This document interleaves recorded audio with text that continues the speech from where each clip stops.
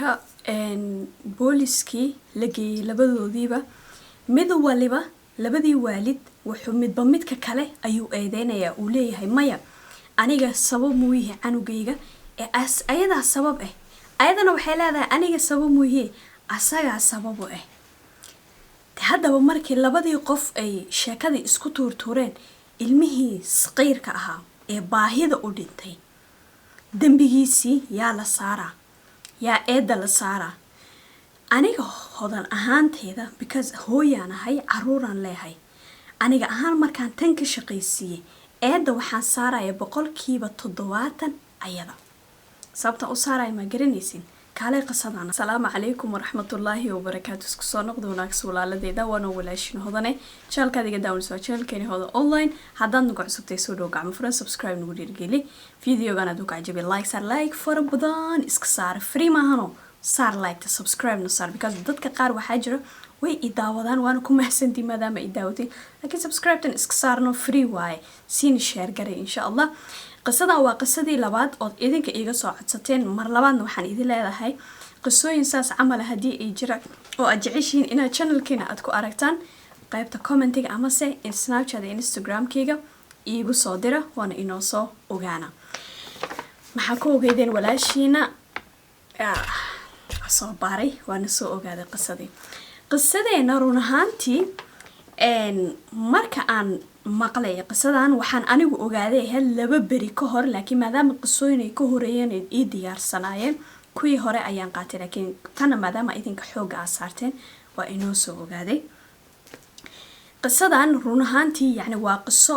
aniga saan aaminsanahay naxariis iyo damiir iyo bani aadantinimo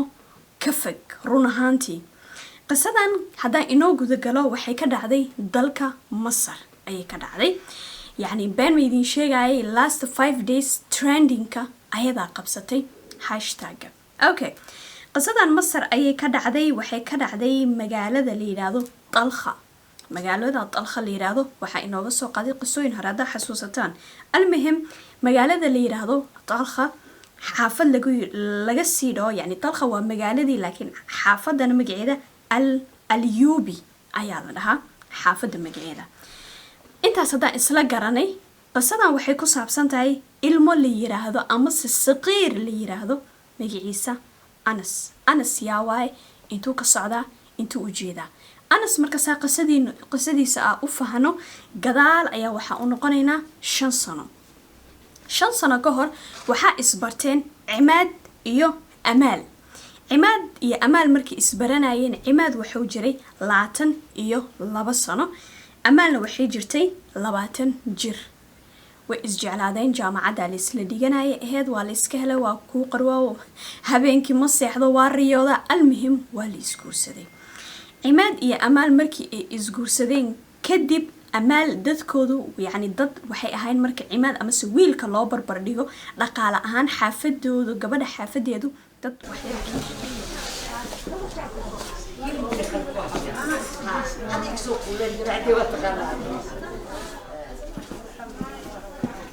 السلام عليكم ورحمة الله وبركاته وشوبكان وحاقوري شوب ما شاء الله وشوب وين أي واحد كستالغيرا كريم أي كريم بالغيرا كبعية قصقص كريم ورن نور دول أي كريم بالغيرا دروع بالغيرا حبايب بالغيرا دروع أي نوع قبلها يركا قبلها وين وحلغيرا عمبورا لغيرا أما ساكا قب بسيسو يقانو وحوا يونت 78 نمبر كيسر حوا قوري شاب نمبر 3 عربت وادرنا مريكا وادرنا أي يوروب أمريكا مالكستا وادرنا محايد كسو دواذا waa u jeedin dukaanka Maamo Fawziyo meel walba caalamka ka joogtaan waa la idin soo diri doona insha Allah haduu Ilaahay yiraahdo numberka iyo addresskana shaashada ayaad ku qori doontaan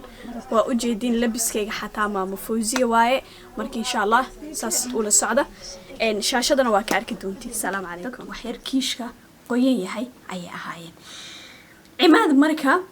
hooyadii waxiid ayuu ahaa yani walaalo kale sida aan soo ogaaday walaalo kale lama aysan dhalanin hooyadii waxay dhashay Cimaad keligii ayaa adduunkan u jooga cimaad marka wuxuu ahaa wiil yatiim oo familigiisana yatiim fuqara yihiin ama se adu jeebkoodu liito ay ahaayeen gabadhana gabar aabaheed uu leeyahay waxaa waaye dukaamo silsilada waxaa la yidhahdaa dukaana xaafadana ku leedahay dukaan kale xaafada ku leedahay adu dad ladan ay ahaayeen so marka amaal iyo cimaad markay isguursadeen amaal waxay u baratay nolol wixii ay dalbataba xaadir la leeyahay yani sheegaasaa rabaa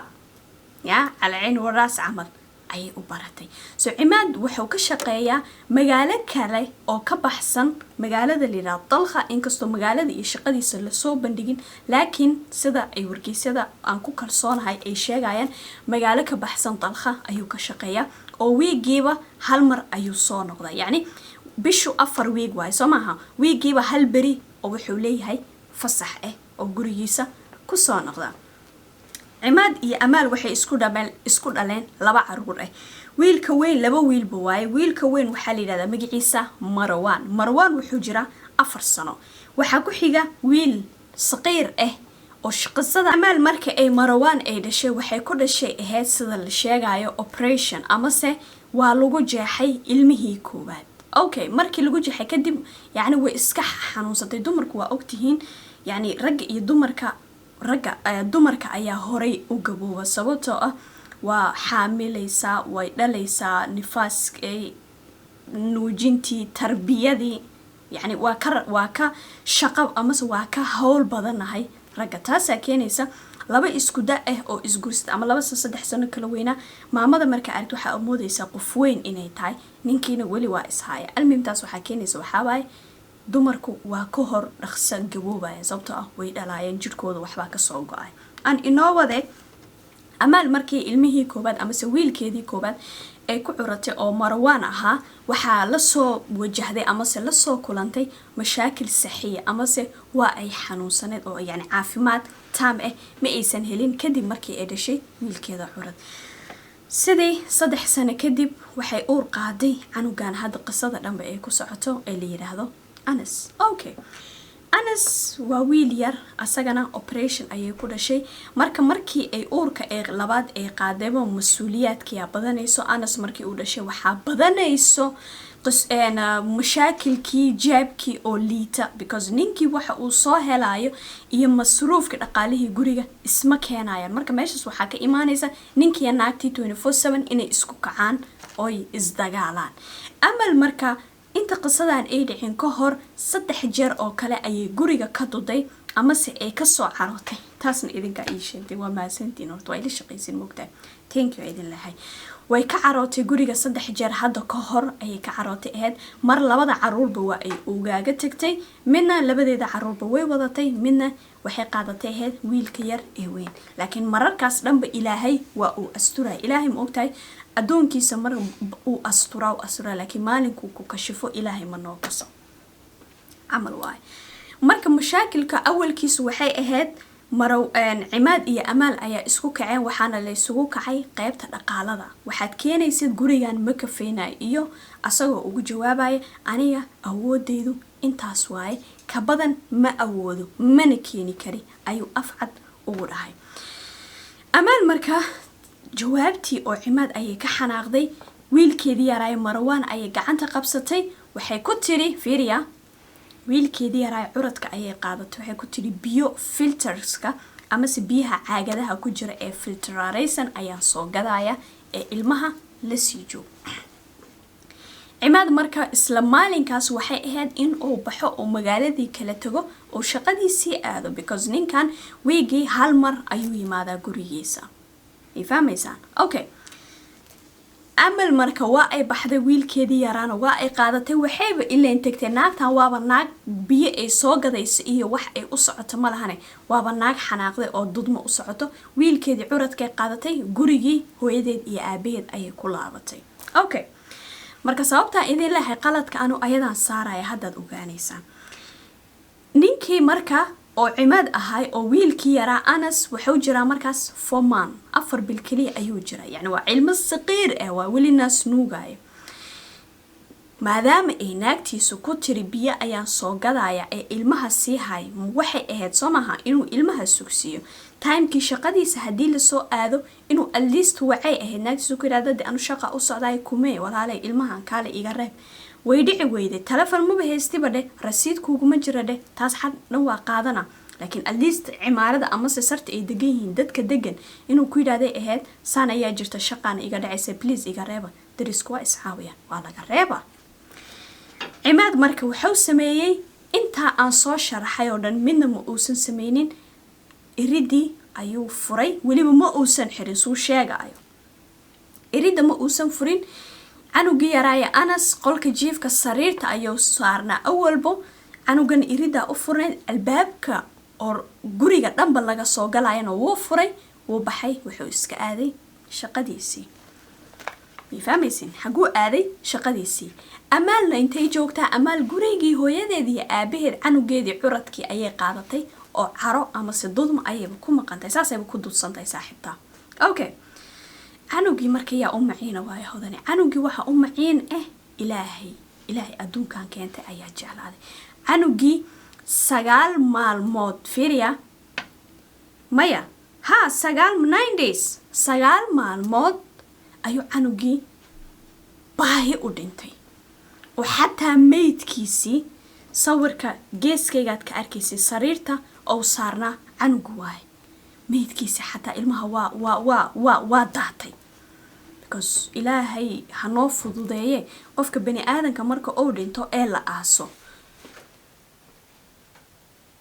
jirku waa qarxaya abooraa cunaya soo maha canugii sariirta korkeeda ku qarxay baahi u dhintay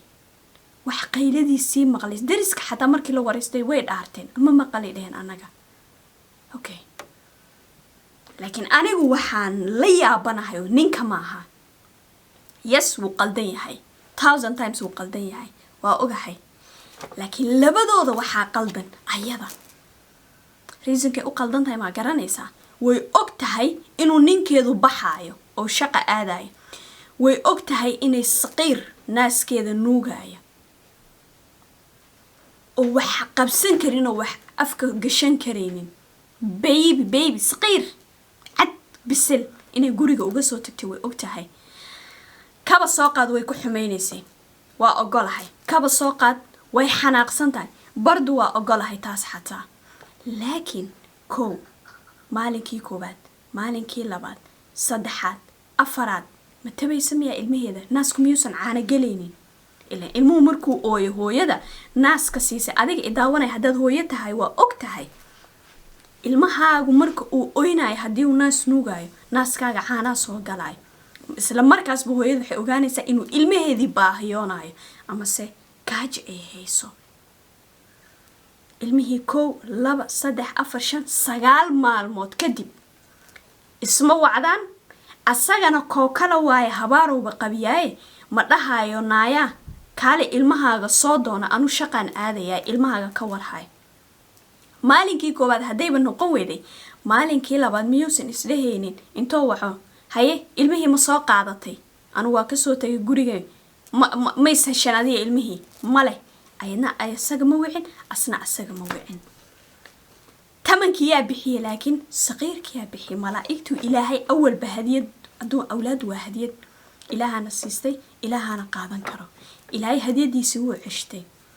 see lagu ogaaday waaye waxaa lagu ogaaday